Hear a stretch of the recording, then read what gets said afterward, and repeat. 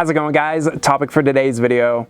I want to expand and kind of extrapolate on a Facebook/Instagram post that I put out earlier this week talking about what's happened to me over the 6 years of my life and some inspiring words as well. So at this time, about 6 years ago, August 2011, I was really starting to make some major moves and some major changes in my life. Previously, for 4 years, I'd been working as an electrician going through my apprenticeship. And I was relatively close to finishing it. Like, I wasn't like super close. It's not like I was like a few months away. I still probably had at least another year and a half, maybe 2 years of doing that in order to finish my apprenticeship the entire way. And at that time, I was learning about alternative styles of living, alternative energy. I was learning about like earthships and stuff and how cool those things are. I was just like, wow, like that is so cool. And it really started to strike up this desire in me that the direction that I was going, working as an electrician, following that kind of the standard route of, getting a good job, getting a mortgage, getting a wife, 2.5 kids, and just and then working to retirement, and then, having fun when you're retired. Like, that kind of destiny just wasn't, I don't know, that just wasn't really, it just didn't really seem to resonate with me very well. And so at that time, I made this kind of bold decision. It was the only thing that I knew that I actually wanted to do. So I kind of felt like a lot of my life previous to that, I was just doing things that other people wanted me to do. And I wasn't doing things that I wanted to do. So I was just like, you know what I really want to do? I really want to move to the west coast of Canada. Because I know in BC, British Columbia, there's a lot more people out there that think kind of more alternatively and not so much like the groupthink mentality that you're going to see in certain areas of the world. So that's what I decided to do.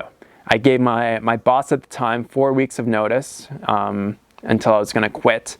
Packed up everything in my car. I probably only had like $1,200 or $1,300, and that's not a lot of money, especially when you're going to be moving across country. I didn't have a place to live except for staying at a friend's place for a few weeks, and I didn't have a job or anything lined up.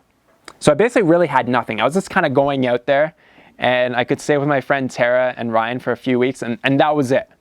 So that's what I did. I drove out there and basically started a whole new life.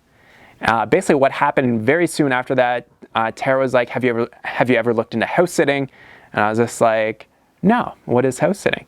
So she kind of explained it to me, and within a week or two, I found a house sit in Campbell River in British Columbia on Vancouver Island, where I was able to stay there for 7 months. During those 7 months, it was really cool because for the first time in my life, I was doing what I wanted to do. And I had this like kind of cool lifestyle where I didn't have to go to work. I had a decent amount saved up. I wasn't spending very much because I was just essentially just paying for food at that time. And I had all this freedom, and it was just totally awesome. And I just thought to myself, I'm like, what would be something like, cool? What would be something that would be awesome that I could do? So I came up with the idea of riding my bike from the top of Vietnam, so in Hanoi, which is the capital in the north, all the way into Handeeman, into Thailand, which is, at that time I was trying to be like fully raw vegan, and Handeeman is really well known for the fruit festival there in Thailand. So I was like, how about I ride my bike, which from Hanoi to Handeeman is like 2,000 miles, 3,000 kilometers. I was like, let's go do that. What a weird thing to just think about and going out and doing. But it's just what I really wanted to do because I wanted to live kind of like a more kind of alternative, sustainable lifestyle. So I wanted to do as much on my bicycle as I could. I wanted to inspire people into kind of like a healthier way of living through cycling more, or just being active in general and eating a healthy plant-based diet. So I flew into Hanoi, rode my bike from Hanoi to Ho Chi Minh City, which is the southern capital in Vietnam, through Cambodia, Phnom Penh, through Siem Reap, and then into Handeeman, and then eventually I made it all the way to Bangkok. And I documented pretty well most of that on YouTube. Now, when I went to Vietnam, I didn't have this like, huge like stack of cash. I was actually really kind of broke at the time. Like, even when I went overseas there, realistically, you're going to be spending, $400 to $500 a month on living expenses. And I think I only had, barely just over $1,000. pretty much the same that I had moving out to the west coast of Canada.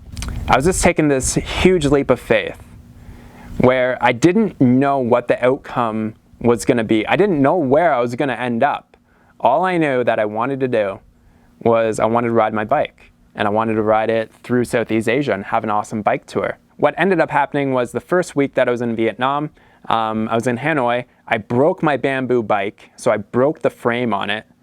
And so I had to buy a new bike before I got to Ho Chi Minh City. I was also trying to stealth camp while I was bike touring, like do a lot of stealth camping to save money. I had my laptop, my camera, and some cash stolen from me while I was sleeping out, basically stealth camping. And I got to Ho Chi Minh City, and I was actually kind of devastated because all these shitty things happened to me. But I ended up getting the courage to kind of go back out there and take another leap of faith, riding all the way into Thailand. And that was kind of tough because I didn't have a lot of money left, and I really didn't know what was going to happen. Some synchronistic events where, I was documenting most of this on YouTube, is that someone who lived in Brisbane, Australia, heard that from one of my videos that I was going to be going to Australia. That's the idea that I had, so that I could make some money. Basically, this gentleman, Nick, he offered his place so that I could stay at his place for free for a little bit. And he also got me a job at the place that he worked at. And I basically worked as a waiter for a catering company for, I think it was like about 4 months, so that I could save up some money and then keep doing my travels and stuff. But through all these instances, and a lot of these kind of like leap of faith decisions are still happening to today. Like coming out and moving out on this big piece of, acreage out here in southern Arizona. Like that was certainly a big leap of faith. But I remember thinking to myself when I was first making these moves about 6 years ago, is we have this life, right? We have this existence, this consciousness within the world that we live in, right?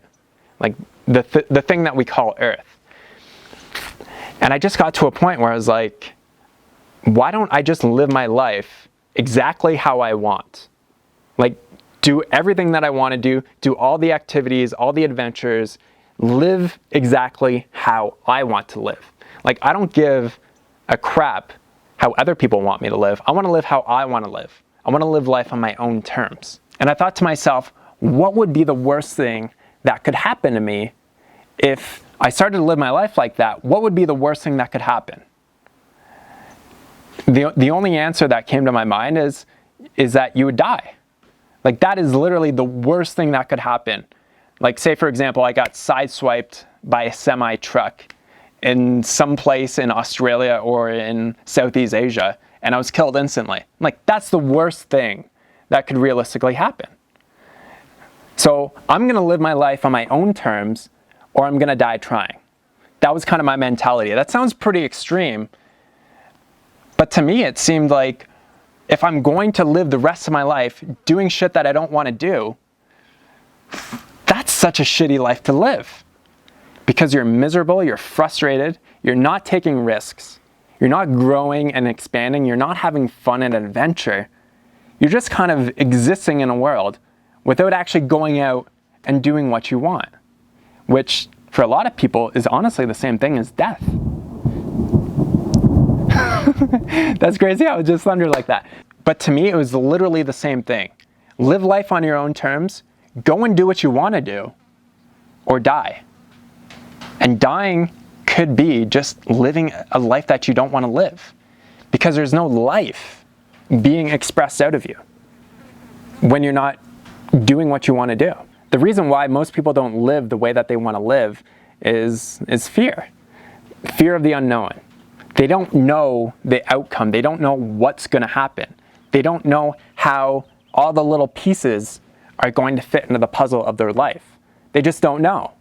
So when they start thinking about how it's going to happen, they can't see how it's going to happen, and so that they don't do it, and then they don't do it consequently. The thing that's so fun about life is that you shouldn't know how everything's going to happen, exactly how it's going to happen.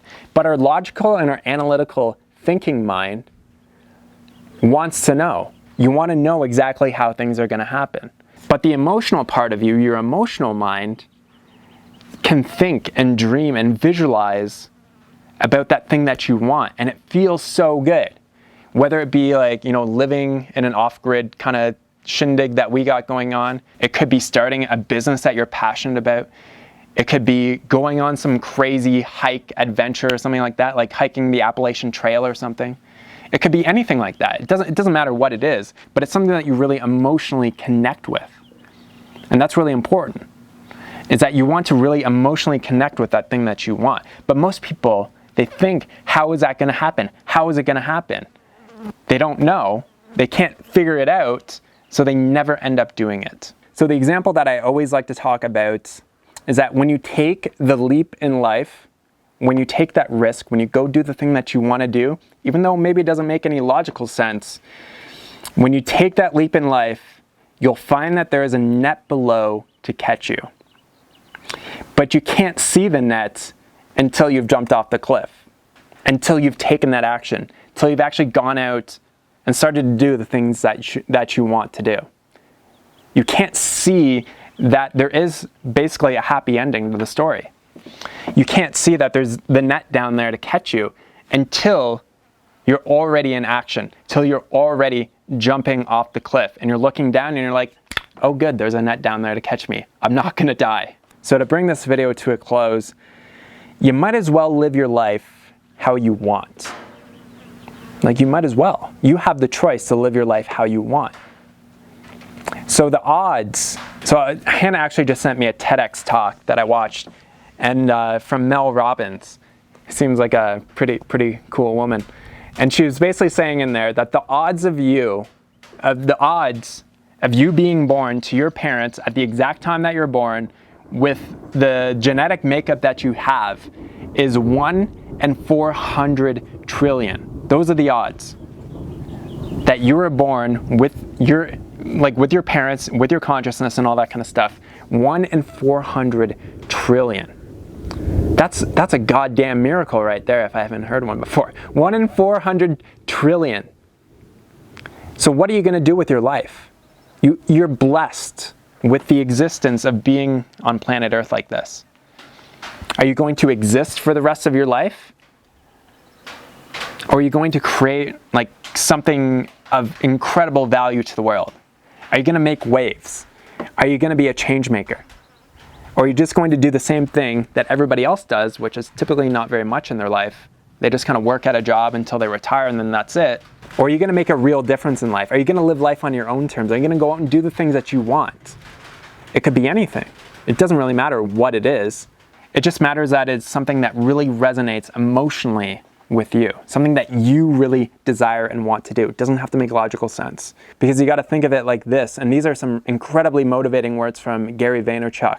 So if any of you guys follow Gary V, awesome individual. He says the 3 most important words that you're ever going to hear in your life: you're gonna die.